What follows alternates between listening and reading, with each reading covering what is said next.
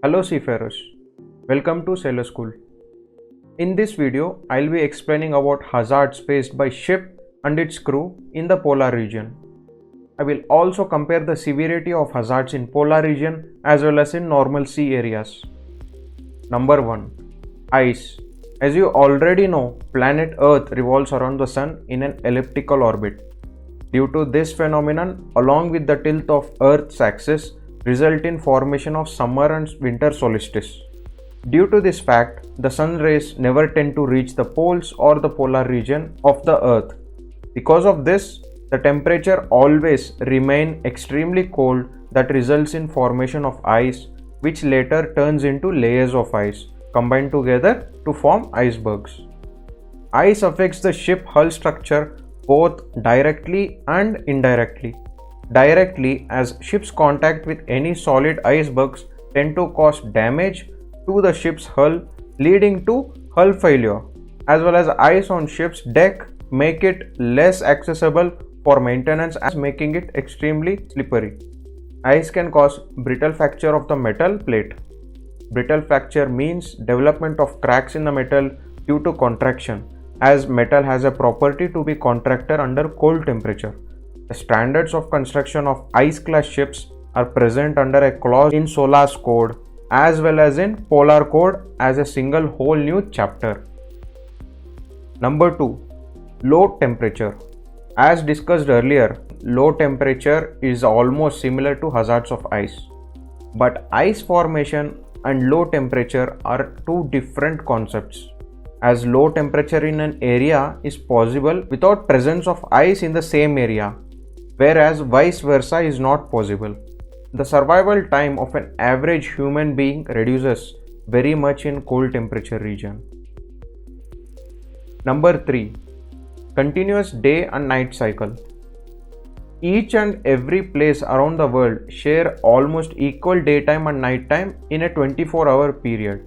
But when it comes to polar region, it is always continuous day or continuous night cycle for a longer period of 6 months approximately. Celestial body around the polar region does not rise or set, as they are always above the horizon in their own circumpolar paths as the Earth's rotate. During the summer solstice, the North Pole experiences the daytime throughout, whereas the South Pole experiences the nighttime. It is vice versa in the winter solstice. The most common issue when facing a continuous day or night cycle for a seafarer is to adjust to such climate and surroundings. It is definitely an exemplary task for navigators to get adjusted to the day and night cycle throughout the months constantly. Number 4. High latitude.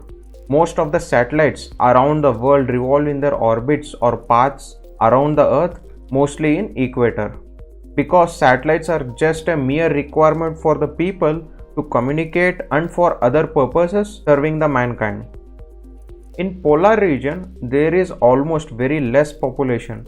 That also makes the presence of satellite in those areas mostly useless. Such reasons are the major cause of lack of proper navigational services such as navtex, weather forecast, etc. in the polar region. Point number 5. Lack of accurate and reliable navigation and safety aids.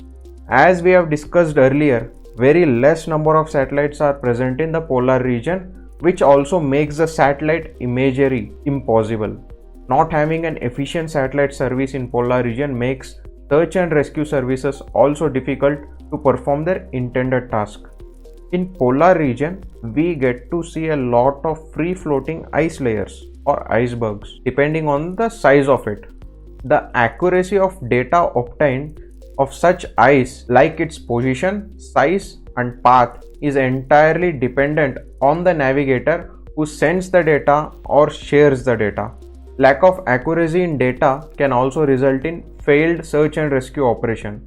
Likewise, the survival capability of an average human being in the polar conditions is very low, being the possibility of survival as less as 1%. Point number 6. Lack of experience and emergency equipment. When you compare the level of training required for a seafarer to work in normal sea conditions and the level of training required to work in polar regions, you must set your tab really higher for working in polar region. In terms of survival capability, ability of your body to adapt to extreme climates, ability to work in harsh conditions, ability to keep yourself ready for any emergency without hoping to get an external support or help from outside. So for these reasons, specifically, the seafarers working in polar regions have to undergo special training related on how to survive in polar region. All the certificates obtained after you complete your training must be endorsed by an authorized government authority, and the institute where the course was completed must also be a government authorized one. About the training and certification, I will explain it briefly in my upcoming video regarding the contents of Polar Code. Make sure to watch it too. Please do click the subscribe button on my channel for more interesting contents. Point number 7. Harsh weather conditions. The weather in polar regions can be termed as drastically changing and extremely vulnerable because the polar region is a high pressure area, and due to high pressure the wind pattern and the wind speed will be violent. A deadly combination of extreme cold and reluctantly violent is very difficult for the ship and its crew to handle. Thank you for watching the video till the end. Please do subscribe to Sailor School. If I have not mentioned any other point in this video, please comment it below as it will be useful for other people who will watch my video. All the best for your exams. Good day.